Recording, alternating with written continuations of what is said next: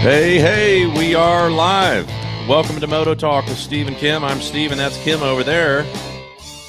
I bet you didn't ride much today. Maybe earlier today you did. Yeah, in honor of the weather, we've got no motorcycle on the lift. Kim, did you crash and bang something up there, or what's going on? I did. This was a result of one of my fun times on the road. The only street crash I've ever had, although I have many others to talk about. I'm going to talk about only one, this one. I got crashed and T-boned on a roundabout after riding for 50 years, the first time I'd ever done it and the only time I've ever done it. So I've had many other crashes and got the scars to prove it, but we're going to talk about everybody else's experience tonight. This is just a little reminder that I have hanging in my garage. We'll talk a little bit more about that later. How we doing, everybody? Glad you're here tonight.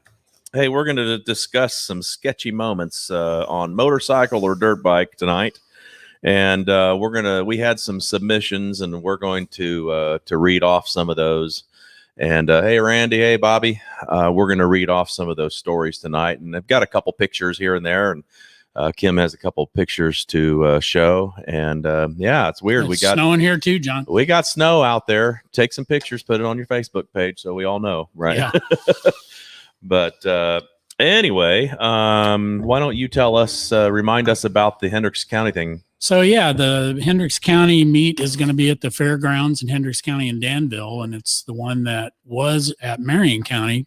That was, primarily a Harley meet or American meet, but there were lots of other things there to be seen if you've been. So I'm guessing it'll be fairly well attended because of the downtime of the last year, and then hopefully people will come out from under their rocks and bring their stuff out, and we can take a look. But it'd be worth going in any case, even if the weekend is crappy weather because it's inside. What's up, Latin King? That's this weekend. I think it's Friday, Saturday, Sunday. Yeah. It should be 3 days. Yeah. I think so. Anyway, hey, Edwin. Hey, Aaron. All right. Well, hey, let me do a couple shout outs here. Shout out to, of course, our friends at Performance Power Sports here in Brownsburg. They sell anything power sports, mostly chains, sprockets, handlebars, anything that you need, levers, what else? Tires and all that. Yeah, the best thing about tubes. them is sometimes we run into some odd size chains or some sprockets that maybe you can't buy off the shelf, and they can get all that stuff because they have the community. And sometimes we won't have the right tube size, so we go over there and get it. Or if Clayton pokes a hole in something. Or if Clayton pokes a hole in a tube, and that happens every time. Well, yeah, he would probably agree with that. Yeah. Anyway, okay. Another shout out I want to give is our good friend Tyrone Miller. He owns Dr. Detail. So if you have any type of vehicle that needs cleaned, washed, detailed inside and out, you want to hook up with Dr. Detail, look at him, look him up on Facebook, Dr. Detail-Indy. So there are some other Dr. Details out there in America, but he's on Facebook. He's in Indianapolis. So shout out to Tyrone Miller there. Great guy. He can do a motorcycle too. When Steve says every vehicle, he can every do vehicle. anything. So he's been out to our shop to do to detail my truck, and he's been out to do a couple motorcycles as well. He's completely self-contained as well, so he brings everything he needs. He's got a van, and it's packed full of stuff, cleaning supplies and all that, and he will do it up. And he's a great guy. So also, we've got tomorrow night. I don't know how it's going to go with the weather, but we have our first two-wheel Wednesday is what it's called. Ron Mahoy's putting this on and organizing this, but this is in Brownsburg. So this kind of replaces, if you remember, our Taco Tuesday Vintage Bike Night, and then it turned into Taco Tuesday Bike Night because we wanted all bikes to and then it turned into we've got to find a place to go because the taco place was kind of not able to continue. Yep. That's Greg McKenzie. Yep. And then we and then COVID hit and kind of shut it all down. So we're going to kind of open it back up there. So yep. Hey, Cody, snowing at IU West Hospital in Avon. Dusty Pine, how you doing, buddy? Anyway, so okay, here we go. We are talking about sketchy motorcycle or dirt bike moments, any type of accident you've had. We posted that out there earlier, had some people email and send us some notes, and we actually have with us already. I'm probably gonna go ahead and bring you on early. We've got Greg McKenzie with us today, so let's see if we hear you out there. Hey buddy, what's going on? Hey, how's it going, man? Okay, I don't hear you. Audio. Can you hear me okay? Hang on. I'm turning you up. I got to figure out why. Yeah, I don't have any audio, so maybe do a reconnect, and we're going to. I'll pull you off, do a little reconnect there, and we'll see if we can get some audio back on, and we might even have to ask the people in the comments if they hear you. So we'll give that a couple minutes. All right, let's read our first story. This one is from Randy Schwind. If you don't know Randy Schwind, he operates the Facebook page Indianapolis Vintage Motorcycles. And he sent this one to us. He says, I'm glad to be alive today to tell the story I might not have been. I'm also glad that you and Kim have volunteered to tell the story for him because he's too embarrassed to tell it himself. So I doubt that. This okay. must be back when he was young and dumb. So yes, he says, I was 18, commuting to work every day on I-70, riding his new to him Z1 900. And every day he would treat said commute like a road race. So then he goes on to say, on this given day, he was dragging a knee and a right-hand sweeper. Looks like in the left lane, 100 plus in the left lane. Another commuter in a cage 100 yards before him moved into the left lane to pass another car. This left him just a couple seconds to recognize and respond and hope that his choice would avert the crash. Yeah, hope usually doesn't help, but yeah, hope. Yeah, sometimes you hope for the best, expect the worst.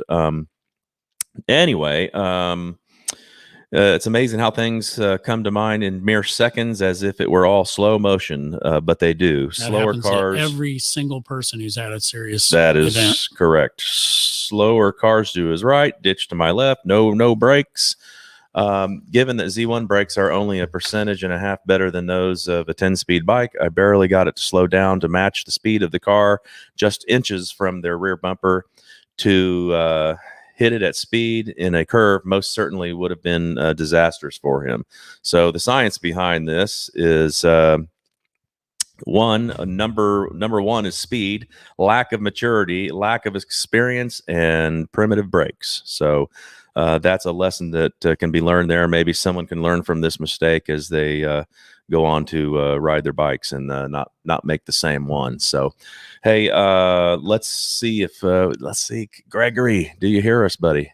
I can hear you fine. Can you hear me? Okay, I don't know why we don't hear you, but I'm going to try to fix this. So, say you're handsome, but we'd really rather hear you. Okay, so John, you actually hear Gregory? I can. Oh, I'm okay. talking, and my mic. I tested my mic, and it says it's okay. working. Then I think we just let him talk. We're gonna roll with this. So Gregory, so let me introduce Gregory.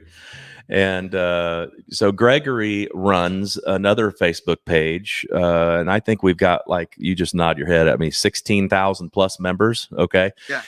Indiana Motorcycle Riders. This is a page that Gregory owns, and I think we have some extra admins on there that probably help you manage that. Correct? Yes. And then, so if you are not a member of Indiana Motorcycle Riders, please get on there and join on Facebook. But Gregory sent me a message and said he had a story to tell. So why don't you tell us your story, and then we'll end it somehow. You can just go, I'm done, or something like that. Okay. And then we'll end it, and we'll try to figure out why we can't hear you very well here in a little bit. So go ahead. That's crazy. Okay. Well, hey, I want to tell you, it's so funny. Maybe you can hear it in the recording later or something, but I was riding my new to me 1985 Kawasaki ZN 1100. I was so excited. It's a shaft driven bike, and it's got a lot of power, and I was goosing and just having a good time. So anyway, I'm in Noblesville on State Road 37, and I'm headed south on 37. And this particular summer, they were preparing to resurface the roads. And so when they were resurfacing the roads, of course, before that, they had to do some sort of machining and scrape it. So it was big scrape lines all the way down State Road 37. So I get out on my bike. I just plated it and was happy. Had ridden it, for about a month and a half, and I stopped at a light to make a left turn, and I had my helmet on the back of the bike. Decided I wanted to put my helmet on at the light really quick. Put my helmet on, and gave it some throttle to turn left off of 37 into a shopping center. And my right and the wheel went out from under me and fishtailed. And I'm telling you, that bike being so heavy, it scared the what out of me. It fishtailed. I caught it. I kept it up. And I was still in the throttle as I got out of the intersection. And when I got out of the intersection, it actually, I went from the scraped road to solid pavement. And it literally just took off like a freight train. When it took off, I'm happy because I'm able to keep the bike up. And then when it lunged after I caught the solid pavement, it pulled me so hard that it actually snapped my wrist and broke my wrist. It snapped me so hard. So I was glad that I didn't go down. Of course, my pants were a little soiled because it was pretty scary. But at the same time, man, it's crazy how strong that bike was, breaking my wrist on the throttle. So it was crazy. I kept it up and I didn't go down and I saved it. But I'm telling you, I suffered for an entire year on this right wrist after breaking it. So anyway, I'm done. We actually got to hear that. I just turned it up on my phone and we listened to it, even though it was lagged by about 30 seconds. So, Okay. Hey, yeah, thanks for tuning in, coming in here, Gregory, and telling your story. We'll have you back on, and I'll probably have you come out here, and we'll do an interview, and we'll talk about the web page or the Facebook page, Indiana Motorcycle Riders, and kind of go from there. So, all right.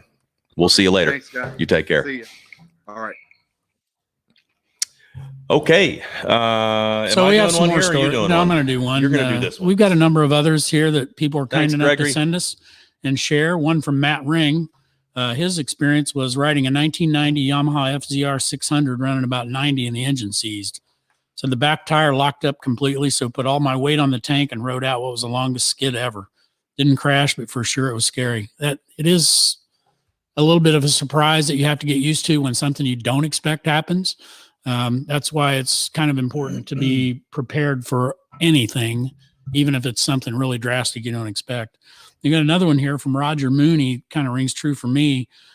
Says the worst he's had on two wheels. Thankfully, he's been off-road. Virtually all of my crashes, but one have been off-road. And it says, felt that having those times off-road growing up, it attributed to his awareness behind the wheel of any vehicle. And I think that's absolutely true as well. It's hard to practice aggressive riding, stance, drifting, brake sliding, front brake locking on any drills on a street bike. Absolutely true as well. You can try all that out in the dirt for sure. And in some ways you have a little more forgiveness if you're on a pavement track as well.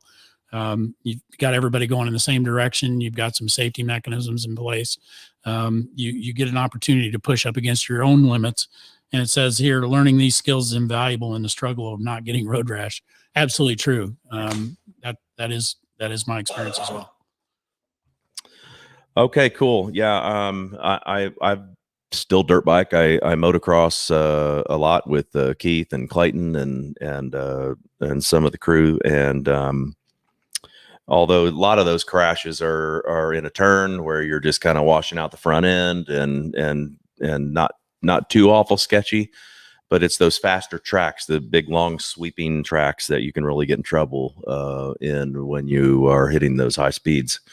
So I found that out as actually last summer up at Madeiraville. It's an all sand motocross track, and I had this guy in front of me that I knew I was faster than, right? And so I was trying to really get at it till you crashed. Yeah, exactly. And so I turned this corner and I went really fast over these straight rollers, and yeah, you can't even look back and see what happened. All right, let's see. Which one am I doing next year? You We got got Matt Book. Bookie Wookie is what I call him. Booka Wiki. This is a pretty. Why am I getting all the long ones here? Well, you can cut this one down. He was you going to read do a lot better than I He was do. going to do the gentleman's ride, I think, or he was going to do a ride with a bunch of people. Yeah. Yeah. So he was doing the Rockers Reunion ride in 2020. He wants to say that he's got some limited experience riding. Yep. And when he saw that the ride was starting relatively close to his house, he decided to partake. Pretty old motorcycle. He was going to be on his 1976 Honda CB554, which he had put some old Firestone tires on. Yeah, the wrong tires, like we talked in the tread. last episode where we were talking about don't put these on your motorcycle and ride on the street. That Matt had the foresight to do that. He said the ride was great if you've ever been. It takes place mainly in wonderful winding country roads, mostly like South Indiana. He was trying to keep up with the middle of the pack. So they were doing about 50, 55 miles an hour. They got stretched out a little bit, and he was trying to keep the front guy in sight. The sketchy part took place when he was racing to catch up to the group in front of him. He said, we were going through some turns. All of a sudden, I came over a hill and around 50 mile an hour and realized he had to turn at about 80 feet. Then he turned, he quickly squeezed the brakes and tried to lean, but his speed was pushing him out into the other lane. And he said, thankfully, there was nobody behind him and there was nobody coming around the corner as he went out into the oncoming traffic lane. So that's definitely a lesson to learn. That happens quite a bit. If you've ever been down to Deals Gap, there's some other stories that I could tell about that. Yeah, I was going to say, for sure. If you've not been to Deals Gap, you can learn something about what happens at Deals Gap by going out to killboy.com, and you'll see examples of many people who've crossed the center line with really bad results. That's true. So we had another one of these in here, Brian Smith. Let me go ahead. Let me tell this one because I was actually there. So, Brian Smith he's an old neighbor of mine. Brian and Debbie, they've been coming to Taco Tuesday for a long time, and so we were at in Avon, we were at a backyard track, and I think it was with Rusty and his son Nick, and it was myself and Keith and maybe Spencer. Anyway, we were ripping around doing all kinds of stuff, and Keith had a CR250 there. Let's see, placing missed jumps. Let me just read it. We were in Avon making on a makeshift track. Keith had a CR250 and says, take it for a ride. I rip around the place, missing jumps. So he was going around the jumps.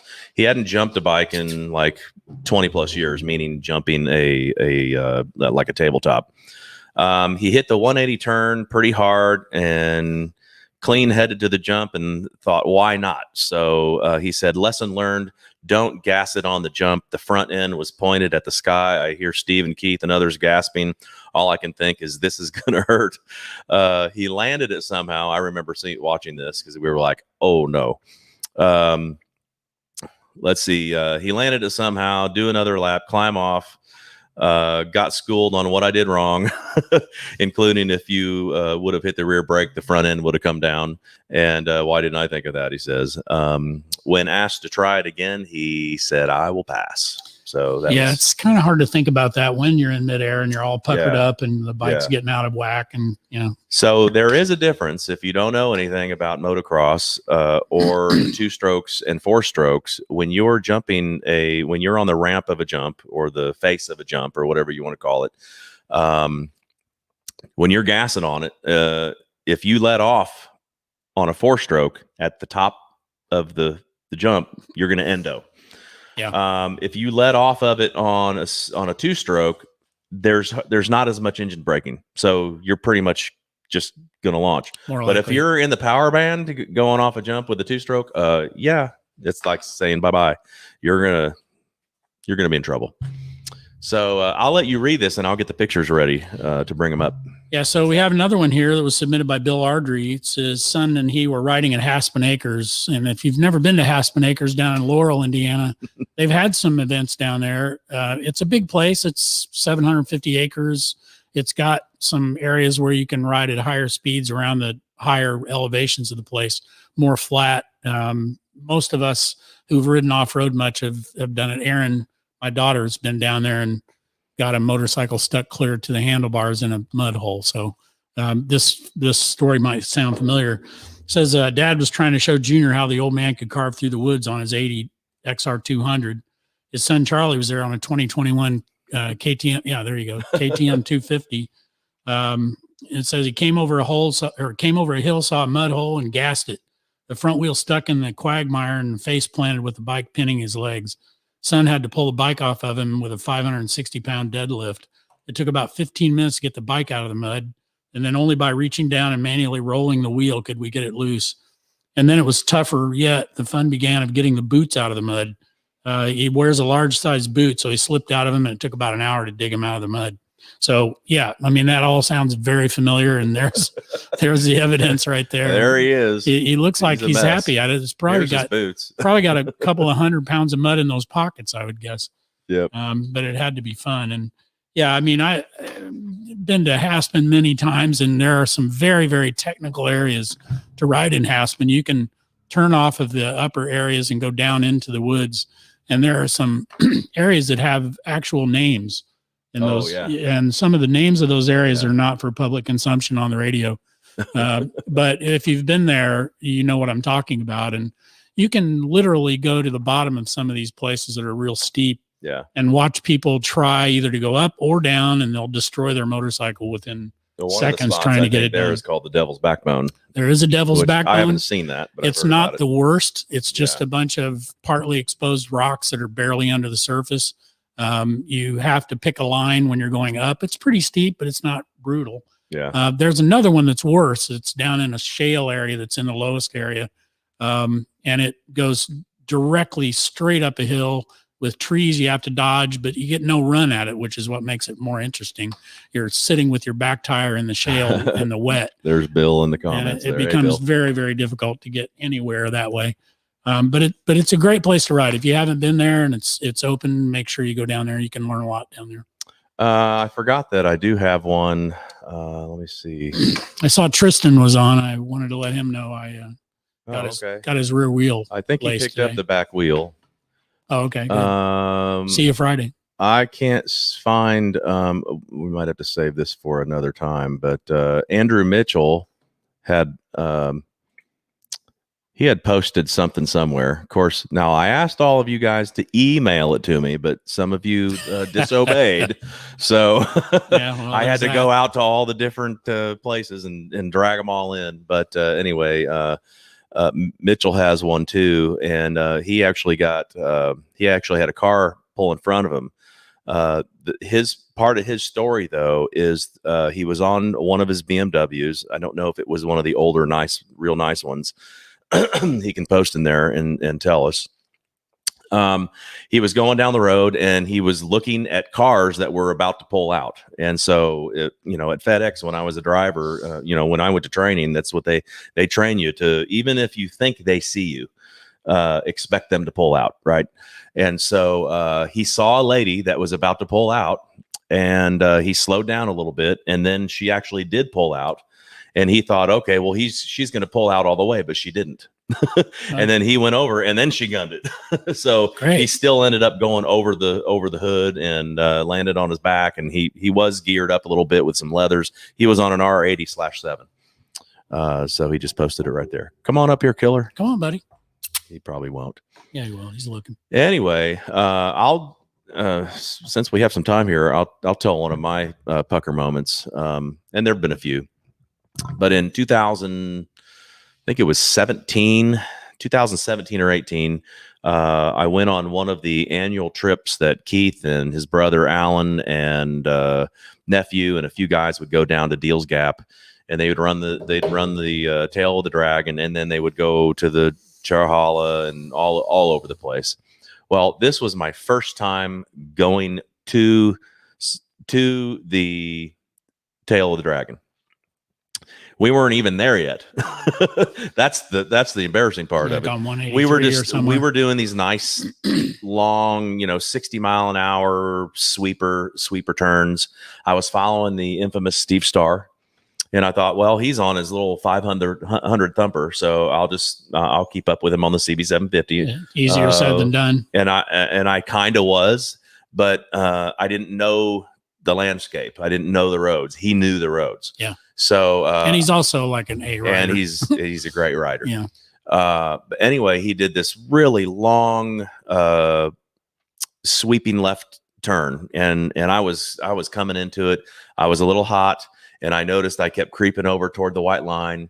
Then I went a little past the white line, and then finally, by the time I got to go straight to do the next curve, I went to the black line and then off into the dirt. And by then you were slowed down immediately I thought, okay, oh no, this is not going to be good, because then there was the ditch, right? So I stood up like I was on a dirt bike, and I really believe that my dirt biking experience helped me save that one. And I stood up and I rode it out like a dirt bike. I didn't slam on the brakes. And then when I got to the next curve, I got back up on the road and slowly got to the Dragon Inn. Wipe your tears. Slowly got to the Dragon Inn, and then we ended up doing the Dragon for the first time, which went pretty well. So anyway, that was a lot of fun. Yeah. So I think we've all had them. And the one I was talking about that I had on the street, I was going into a roundabout. I was the only thing in the roundabout. There was only one other vehicle that was at one of the spokes of the roundabout, sitting at a yield sign, waiting for me to go around. And I was physically watching this person in the car, like you should be doing, see their eyes, see that they see you. And I looked at her and she looked at me, and it looked like it was all going to be good. Mm-hmm. So I continued around the roundabout. And just as I took my eyes back off of looking at her over to the street again, someone coming 40 miles an hour went around her. This was like last year, right? No, it's been 4 this has been a while ago. Because you had another roundabout thing. I've had them, but this was the only real crash I ever had on the street. This guy went all the way around her, and it was too late for me to do anything but put the bike down. And I always wondered if I'd have the presence of mind to slide down on the low side rather than just hit something. And I did. I pulled it down, and it went down on the low side and spun around. And he was close enough when he went by that my front wheel hit his rear tire as he drove past, and it spun the bike around. But, thankfully I didn't get hurt. The bike was damaged. That was this thing right here. It came out of the only instrument on the bike. But yeah, I mean, it just goes to show you think you can see what you need to see, but it happens in an instant, and then, whatever. And I mean, the guy got out of his car, and when he got out of his car, he said, "Oh my God, I'm sorry. It was my fault. I didn't even see you." And I thought, can I record that again? Yeah. No, well, and then he said, "Is there anything I can do?" I said, "Yeah, go home and have a heart attack, please." But it's just one of those things where it happens, and you just have to hope you don't get hurt terribly badly. So I asked Steve to put up a couple pictures. This is how I deal with it, just to keep reality in front of me. Which one do show you want the little first? Bike first. Okay. So I have some stuff hanging in my garage that I like. You can Just see hanging around. just hanging in the garage. You can see some stuff on the walls. This is a kind of an important little bike for me. It was a Harley promotional item when the XLX first came out in 1983. You might have seen one of these. They're called Indian MM5s. I got this for working on somebody else's bike, and I had it for a number of years before I restored it. But I knew I was never going to ride it or do anything with it, so I thought it'd be fun just to look at it every day when I walk out in the garage. Like, you see some other junk hanging on the walls too, but that hangs from my ceiling. But there's something else hanging from my ceiling that I look at every time I leave my garage on a motorcycle, in a car, anything like that. And this is a collection of my x-rays and broken bones and CAT scans from my spinal surgery in the T5, spinal surgery in my lower back. I've got ulnar surgery in my arm. I've got a broken leg. I've got all kinds of titanium and screws in me. And I look at that when I leave the garage, and I think, okay, well, you don't want to do that again. So, it's just a constant reminder. I've got it high enough I don't hit my head on it when I walk out, but I can see it. There. Yep, it's there. And I look at it every time I go out. No. So if you don't have something like that, or that's like a good reminder. You need to have something that reminds you to keep your together. I've got a couple broken things around here, but there you knock on wood, I haven't broken a bone. So, that's a good but thing. I've rung my bell pretty good a couple times. Yeah. Well, you got to hope that you get good results out of it, and you get up and do it again. That's right. That's right. Well, so what? This is Kim's. I need an intro song for your Kim's Essential, but yeah, we'll come up with maybe one. we'll come up with something like that. I Kim's think, Essential tips of the day. Yeah, these are very, very important things that every Super motorcyclist should have. And there are a couple of different ways you can use these, but their utility is endless. If you don't have some of these, you need to get some and take the peanut butter and jelly out of it. The quart size are the ones I use most often, the kind that zip lock, and they're cheap and you can use them for a million different things. But you can also, as I found out when I got over here to Steve's garage, I had Moto tools. here. I thought I was going to put it in my pocket to make sure I had one. And Yeah, I already had some. He's got some big ones over here, yeah. and you put a whole airplane in it. But go big or go home. Yeah, if you don't have these and you're not using them for your motorcycle projects, do it, because you can put dirty things in there. You can write not only dirty things, but you know what I mean, greasy things.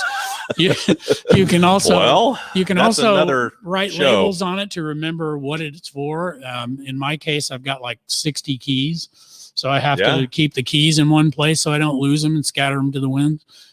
So you've got to make sure that you have something to help you organize your project, and this will be really good for it. Yeah, one thing I learned from a lot of you guys, especially Keith Carlson, with him doing, all of the restorations that he does, is he baggies and labels. Even if you've done the same bike over and over.